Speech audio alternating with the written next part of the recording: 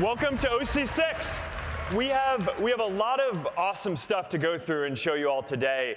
Quest is off to a great start. It's only been on sale for about 4 months now, and we are selling them as fast as we can make them. But even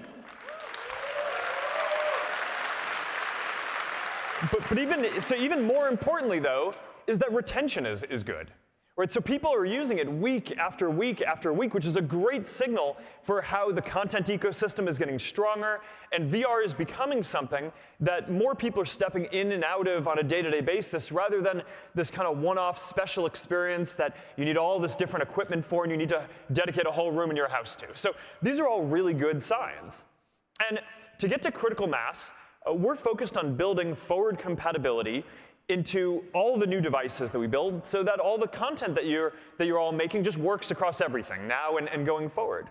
So the goal is that if you develop something for Quest today, then our goal is to make it work on all future Quests as well. And also, as we deliver major software updates, the platform is also just going to dramatically improve. And that's going to be a big theme of what we want to talk about today. I am proud to share the news that as of today, people have bought more than $100 million of content in the Oculus store.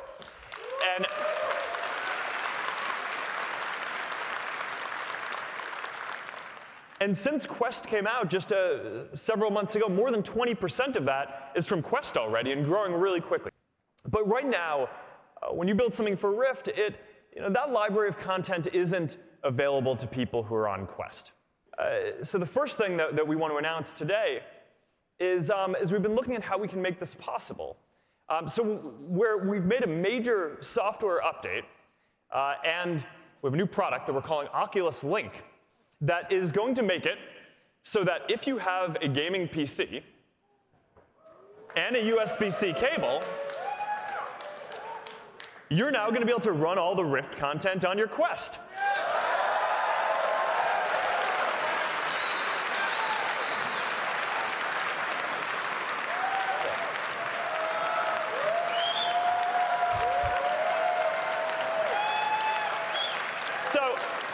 So this means that starting in November, when we ship this update, your Quest is basically a Rift now too. But we've also designed a dedicated cable that's going to maximize the throughput here. It's going to charge your Quest, if your PC supports that too. And it's long enough that it makes sure that it provides you with maximum flexibility and freedom of movement. So you're going to want to check this out. We're shipping it in November, and we're really excited to get this out there. So that's one major software update that we wanted to talk about. But I want to move on to another one that's about to make your Quest a lot better too. In the future, you're going to be able to interact with digital objects with your hands, or just as naturally as you can with physical objects in the world. Now, I'm sure that a lot of you remember the first time that you tried out touch controllers, right? And how awesome it was. You were just able to look down in virtual reality and reach out and grab something or throw it and do something with it. And it really just added this whole element to the experience. But as soon as we made that possible, it immediately opened up this bigger question, which is, OK, how can we do even better? How can we make it so that instead of having to use hand controllers, we can just use our hands? And I am excited to announce that early next year, we're launching hand tracking on Quest.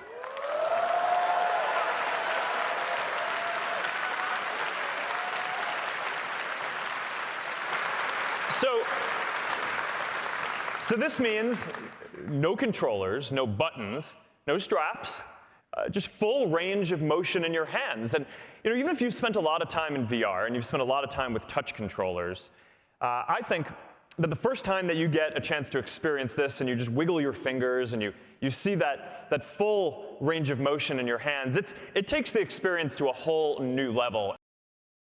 So great social experiences usually aren't just a place where you interact. Right? They give you the ability to define the space around you. And so we've been working on something that does this in virtual reality. It's kind of a virtual reality take on this. And we've been working on this for a while. And today, we want to announce an experience that we've been working on called Horizon. And in Horizon, you are going to be able to build your own worlds and experiences. You're going to be able to play games. You're going to be able to explore. You're going to be able to hang out with your friends and, of course, meet new people. And because everyone is going to be able to create their own spaces and experiences within it, Horizon is going to have this property where it just grows and expands and gets better and better over time as we focus on building this out for many years to come. To be a welcoming and inclusive community from day one, a lot of the social tools that power it are the same ones that we built over the years to power Facebook and Instagram as well.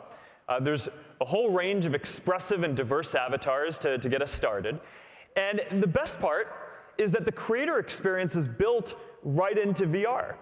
So you don't need to be able to code in order to create something, although that can certainly help in building some of the more advanced things. You don't need to take off your headset in order to make something. You can make some really neat stuff in just a couple of hours if you want, and then invite your friends in and have experiences and hang out with them right there. We are launching this next year. We're putting the finishing touches on it now, and I'm looking forward to seeing what you all do with it. We are building AR glasses.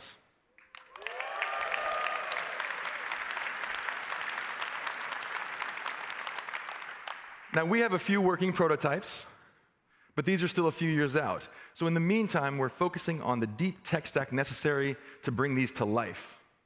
Today, Spark AR is the largest augmented reality platform for the phone. And we're working on deepening the technology to bridge the physical and digital divides.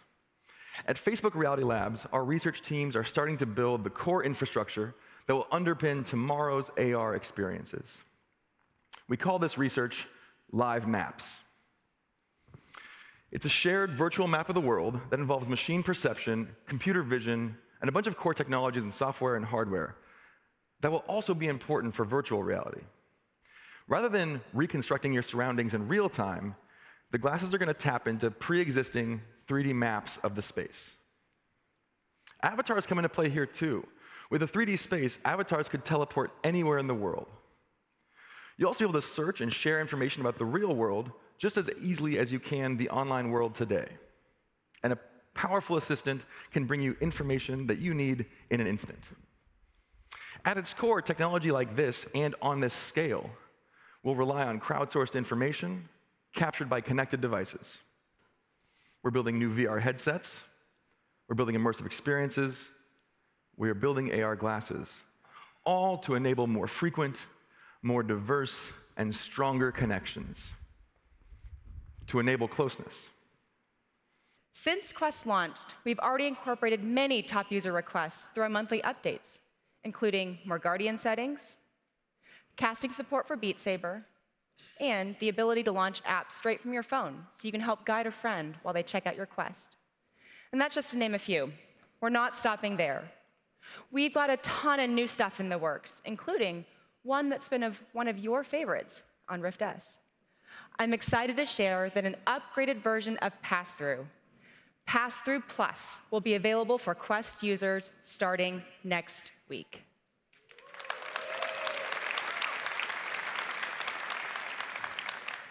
Passthrough Plus gives you a comfortable, stereo-correct view of your surroundings while you're wearing the headset, and it's useful for any time you step outside your play space. And what's even better, with Passthrough On Demand shipping later this year, you can pull up Passthrough Plus at any time. So the next time you hear your friend trying to steal your pizza off the kitchen counter, turn on Passthrough Plus to catch him in the act. Then get back to slicing pineapples in Fruit Ninja. Time and again, we've heard the community ask for this next feature. Oculus Go has been an entry point to VR for many people who then upgraded to Quest. We've heard from these VR fans and developers alike that there are tons of amazing Go apps that you'd love to experience on Quest. I'm pleased to announce that we're bringing a bunch of really, really popular Oculus Go apps to Quest. We're also offering free upgrades, so owners of paid Go apps can get the Quest version if it already exists. If you own, say, Thumper on Go but never got around to buying it on Quest, between now and the end of the year, we'll upgrade you for free.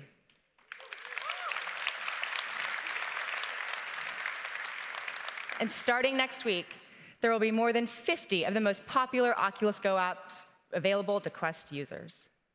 Now let's talk about some new tools for you, our dev community. We've contributed to RenderDoc, the open source frame debugger, so that it supports all of our extensions and uses less RAM. This means it will run more smoothly on Quest. We're also improving RenderDoc to report out more performance data. And later this year, we'll be enhancing our OVR metrics tool so you can see more metrics right in the headset while your application is running. Or you can view on a computer and save the information for later. We've also added support for Vulkan multi-view and fixed foveated rendering in our platform and in Unreal Engine. This can boost performance significantly.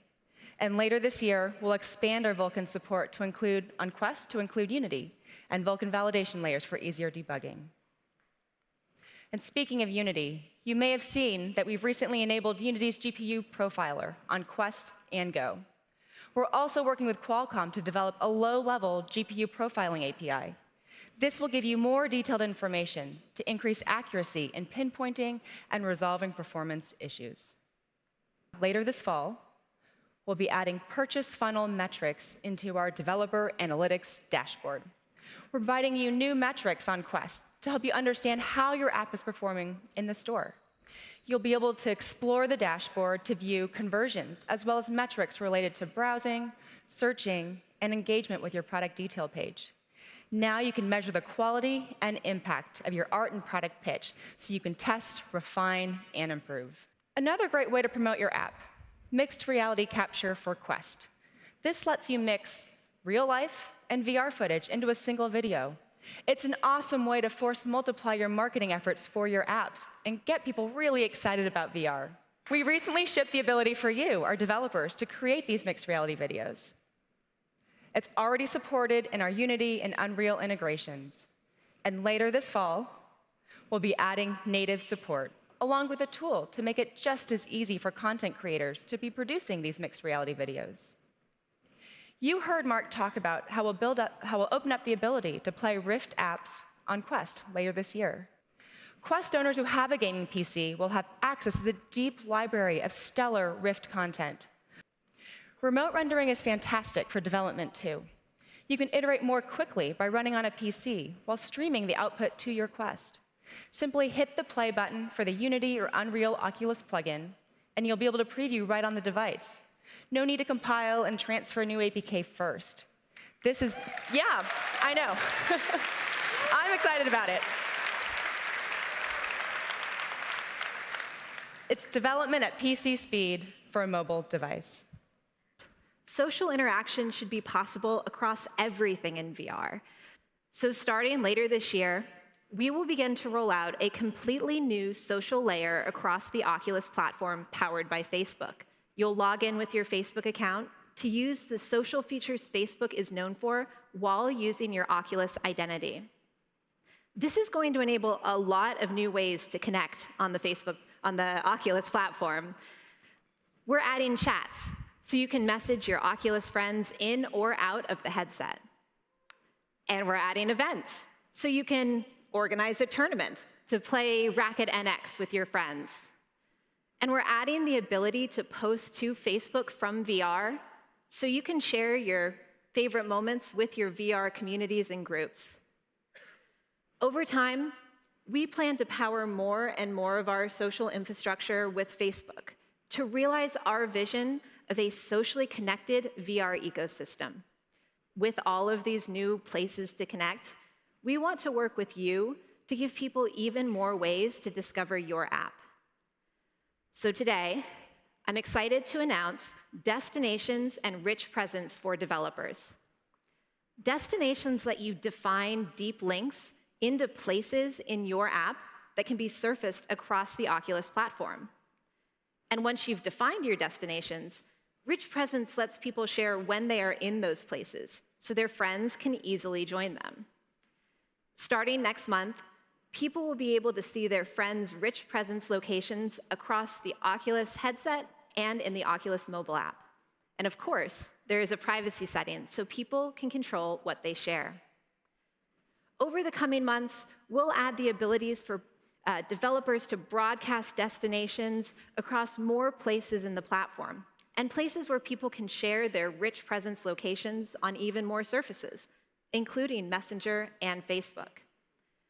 And with these deep links, people can remote launch a specific VR destination from their laptop or mobile phone. It's like a portal that takes friends directly to each other. One thing we know people love to do in VR is watch media. But we know our media is not always easy to find. And when you find what you want to watch in VR, it's not always obvious how to invite friends to co-watch with you. This all needs to be simpler. So later this year, we're making some major updates to Oculus TV on Oculus Quest and Go. The updated Oculus TV will be the go-to hub for all media on the platform. So there will be one place to discover content of all kinds, from your favorite media apps like Fandango Now to Prime Video VR, as well as immersive experiences like the Emmy-nominated Traveling While Black and 360 videos from top creators. And of course, it will be easier than ever to hang out with friends, kick back, and watch things together. But Oculus TV isn't just for the people who watch media. It's also for the people who make it. It's a platform where people can discover the immersive content you've created.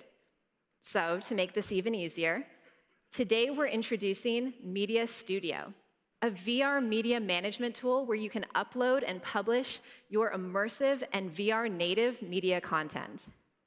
Media Studio, yeah, it's a great way to get your immersive content on the platform. It's a place where you can manage your immersive asset library and get performance analytics about your content. We're already hearing that these tools change the game for our early partners. But beyond media, people want all kinds of social activities in VR. They want a place that enables endless exploration and empowers communities.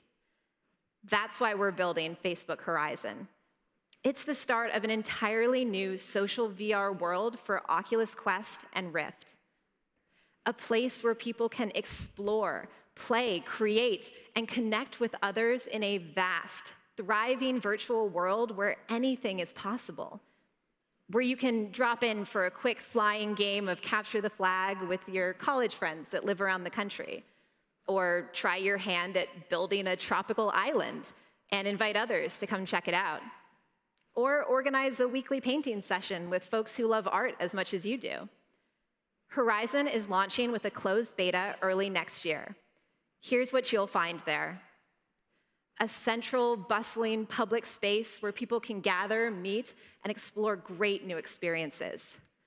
Expressive and diverse avatars that let you represent the you choose to be in VR.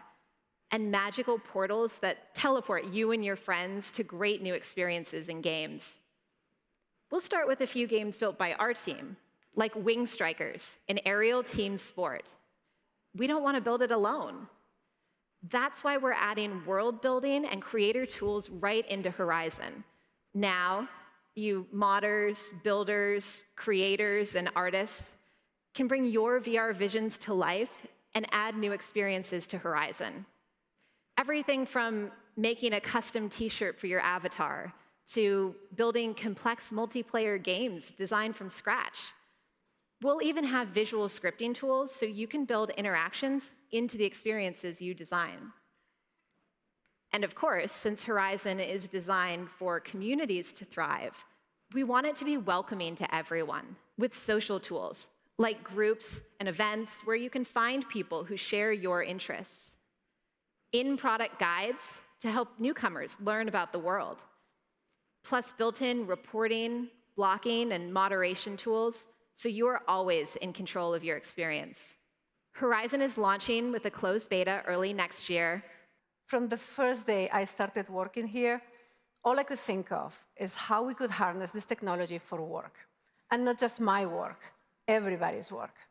For example, the teams at Ion Energy, they collaborate across distance. They're being more communicative and more productive. All the Walmart associates that with empathy training are more attuned to the needs of their shoppers.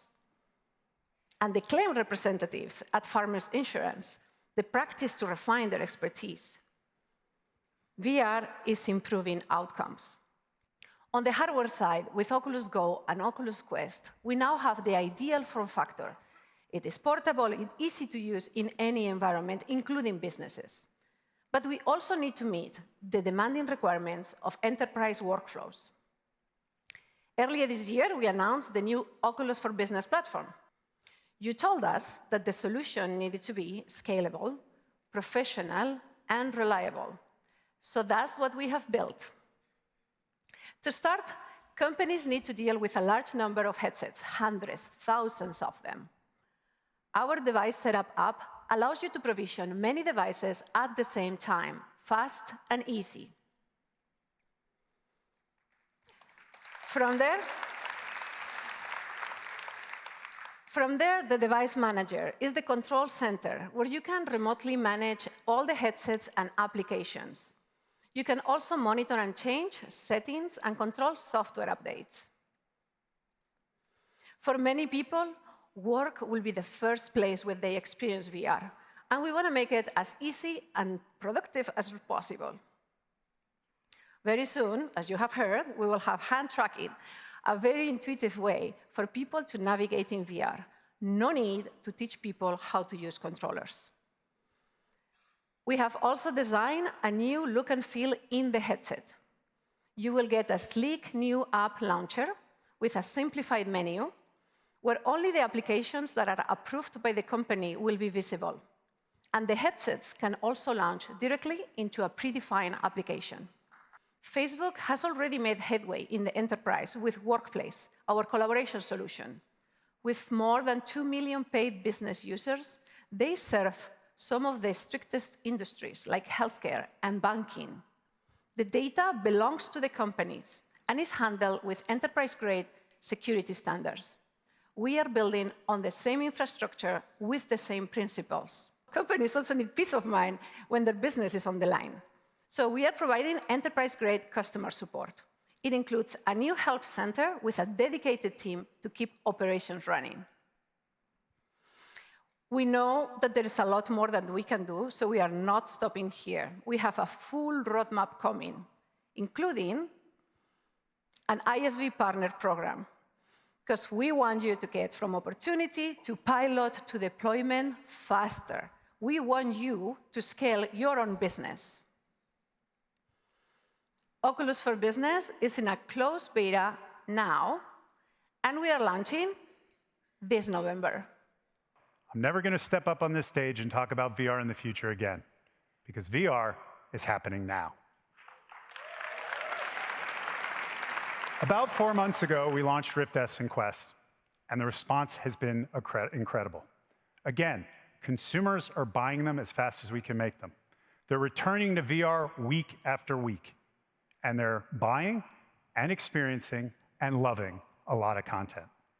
In fact, as Mark said earlier, consumers have spent over $100 million in the Oculus Store to date. $100 million. And Quest is accelerating that. We're seeing the first hockey stick bend in VR's adoption curve. There are millions of people entering VR regularly, and we've seen the first VR-only platinum hit, selling more than 1 million units. I mean, that's awesome. VR titles are now racking up sales numbers that are respectable in any other medium. At last, the future has arrived at enough scale that we can actually make a living there. For example, the average attach rate for purchased apps on Quest is higher than any of our other platforms. In fact, in the first month of Quest, more than 80% of Quest buyers purchased content. It's paying off for developers, like the Superhot team, who sold more than 300% more copies for Quest than their Rift launch. And it's paying off for Beat Games, who made that first platinum hit. This May, we are proud to be one of the launch titles for Quest, and a month later, we showcased Beat Saber with 360 degrees levels. And we actually think that this new mode might be the best way how to play the game, and it will be available for everyone this December. Yeah. That's a bit far from now, but we actually have something great you will enjoy much sooner.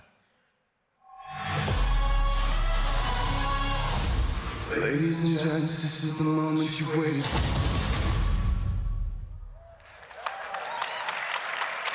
Yeah, that's right. We are announcing the new music pack. It's Panic at the Disco, and it will be out next week. And then there's Stress Level 0. They've been shipping VR games since the early days, each title bolder than the last. Their upcoming game, Boneworks, is an impressive display of physics and the use of touch. And we're pleased to announce that a new title in the Boneworks universe is coming to Quest next year.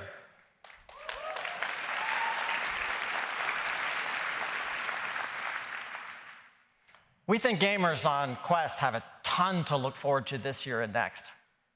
And speaking of things to look forward to, one of the definitive experiences on Quest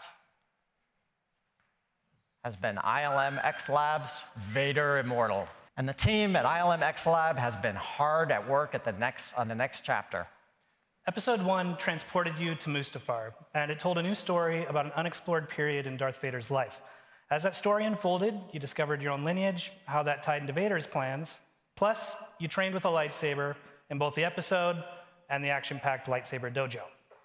In episode 2, you'll get to explore beneath Vader's castle.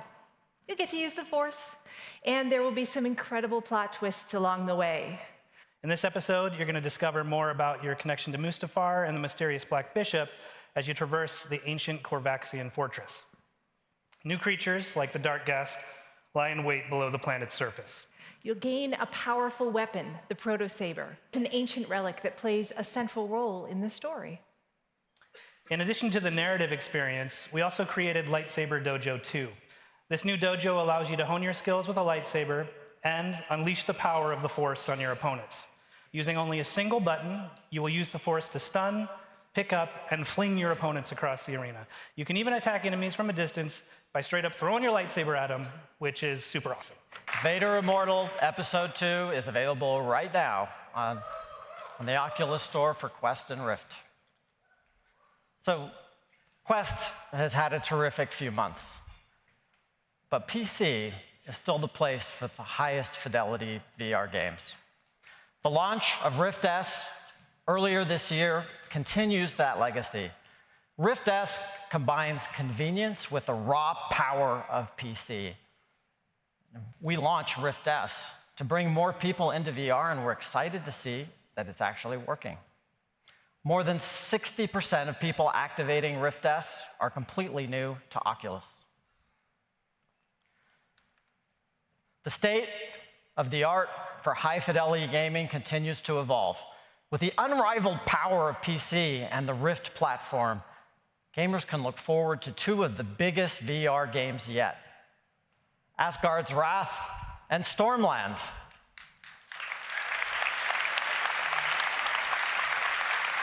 These are incredible titles that show that VR is now home to gorgeous, full-length games that have all the richness and depth that you'd expect from blockbusters on any other platform.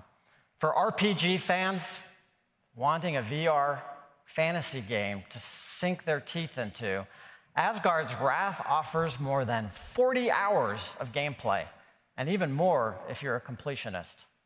And Stormland, it offers near endless replayability thanks to its co-op gameplay mechanics and its ever-changing world. We're pleased to announce that Asgard's Wrath and Stormland are launching this fall, and they are available for pre-order right now.